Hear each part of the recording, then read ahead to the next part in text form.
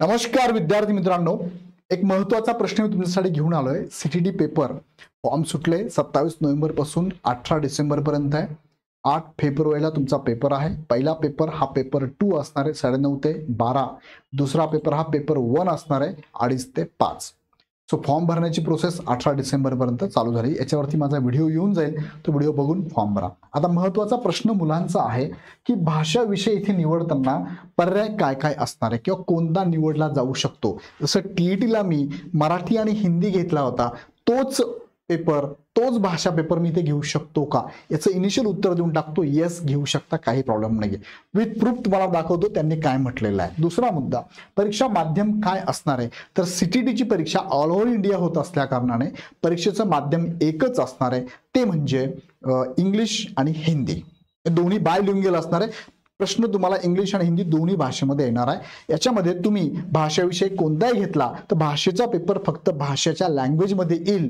बाकीचे उरलेले जे विषय आहेत ते मात्र तुम्हाला मराठी इंग्लिश मध्येच येतील. सो इनिशियली तुम्हाला सांगितलं, पण त्यांचं परिपत्रक दाखवतो, त्यात त्यांनी काय म्हटलंय ते पण थोडक्यात तुम्हाला मी दाखवतो. पण तिकडे जाण्यापूर्वी तुम्हाला सांगू इच्छितो की इग्नाइट अकॅडमीकडनं तुम्हाला सीटीटीची live plus recorded batch available आहे.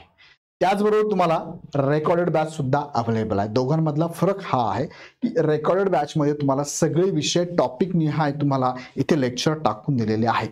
तुम्ही कधीही कोणताही विषय कोणता चॅप्टर जाऊन बघू शकता. लाईव्ह मध्ये तुम्हाला जो लेक्चर आज झालाय ते लेक्चर डाउनलोड होणार आहे, अपलोड होणार आहे, ते रेकॉर्डेड स्वरूपात तुम्हाला बघायला मिळणार आहे. बाकी दोन्ही ठिकाणी फॅकल्टी सारख्याच आहे, दोन्ही ठिकाणी फॅसिलिटी सारख्याच आहे. तुम्हाला नोट्स पण अवेलेबल आहे, कोचिंग अवेलेबल आहे, टेस्ट सिरीज अवेलेबल आहे, रिव्हिजन सेशन पण अवेलेबल आहे, डाऊट क्लिअरिंग सेशन सुद्धा अवेलेबल असणार आहे. दोन्ही बॅचेसची फी 1599 आहे. जर तुम्ही आमचे एक स्टुडंट असाल ज्यांनी टीईटी, टेट, सीटीटी किंवा केंद्र प्रमुखच्या बॅचेस घेतल्या असेल, त्यांना ही बॅच घ्यायची असेल दोघांपैकी कोणतीही, तर त्यांना ज्या मोबाईलने त्यांनी लॉग इन याच्यापूर्वी करून ह्या बॅचेस घेतलेल्या आहेत त्यांना त्याच मोबाईलच्या लॉग इनवर ह्या बॅचेस 50% ऑफ म्हणजे 800 रुपयात मिळून जातील. सो 1 डिसेंबर पासून लाईव्ह प्लस रेकॉर्ड बॅच चालू होणार आहे आणि टू द पॉइंट शिकवली जाणारी ही बॅच असणार आहे. आणि विदिन तुम्हाला बॅच तुम्हाला एक्झामच्या अगोदर पूर्ण सिलेबस प्रॉपर कव्हर केला जाणार. सो यासाठी खाली डिस्क्रिप्शन मध्ये लिंक दिली आहे, लिंक डाउनलोड करून ऍप डाउनलोड करा आणि डायरेक्ट बॅच परचेस करा. आता मुख्य मुद्द्याकडे तुम्हाला मी घेऊन जातो. बघा, भाषा विषयासाठी कोणती भाषा निवडता येते. चला बघूया मग. आता त्यांनी दिलेलं बघा, सीटीटी जुलै 2024 हे परिपत्रक माझ्याकडे आहे आणि आता 26 पण आपल्याकडे आलेलं आहे. ओके, 26 24 दोन्ही ठिकाणी सेम त्यांनी भाषा वापरलेली आहे. तुम्हाला मी 26 पण दाखवू शकतो. तुम्ही जर वेबसाईटला गेलात, बघा ही वेबसाईट तुम्हाला घेऊन जातो. तुम्हाला मी बघा, वेबसाईट सीटीटीची वेबसाईट आहे. कोणती? सीटीटीची वेबसाईट आहे, CTET ही वेबसाईट तुम्ही घ्या. इस वेबसाईटला जाऊन चेक करूया आपण. CTET ओके, गुगल सर्च इथे जर गेलात तुम्ही तर तुम्हाला इथे त्यांनी आत्ताचं बुलेटिन दिलं. बघा, हे बुलेटिन आहे. आता तुम्हाला जे दाखवलं तेच बुलेटिन तुम्हाला मी आता 2026 दाखवतो. आता बघा, आपण हे 24 बुलेटिन बघितलं, जुलै 2024 बघितलं, nature and standard of questions. आता तुम्हाला घेऊन जातो इथे nature and standard of question मध्ये.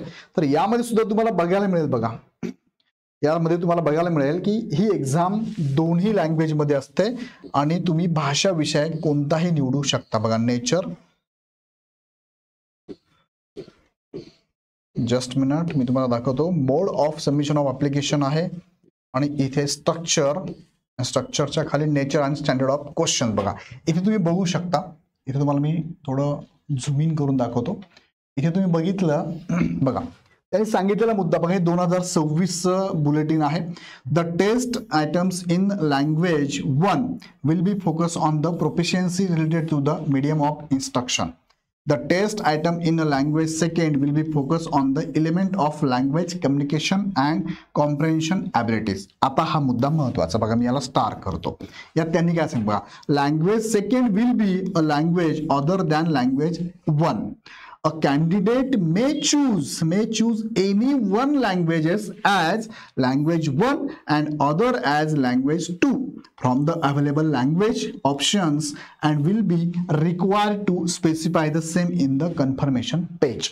आता मी तुम्हाला 2024 जे आहेत ना ते पण दाखवतो. त्यात पण त्यांनी काय सांगितलेलं बघा, हा मुद्दा बघा इथे हा मुद्दा आहे. Language second will be a language other than language first.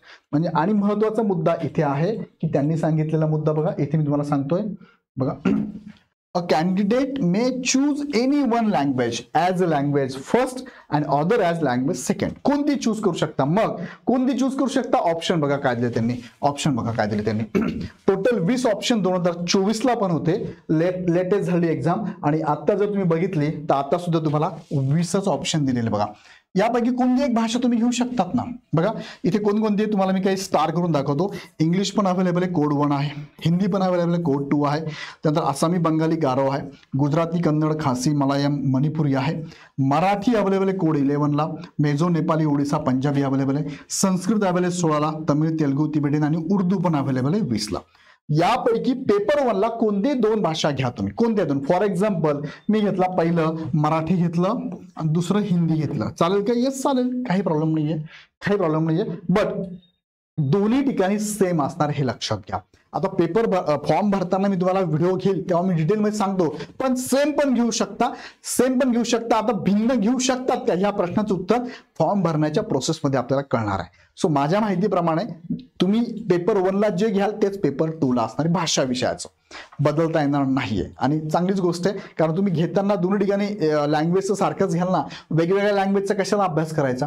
जर वेगळ्या घेतल्या तर अजून तुम्हाला आवाका वाढेल ना अभ्यास करायला. सो दोन्ही ठिकाणी तुम्हाला लँग्वेज सारख्याच घ्यायच्या आणि सारख्याच घेता येणार आहे.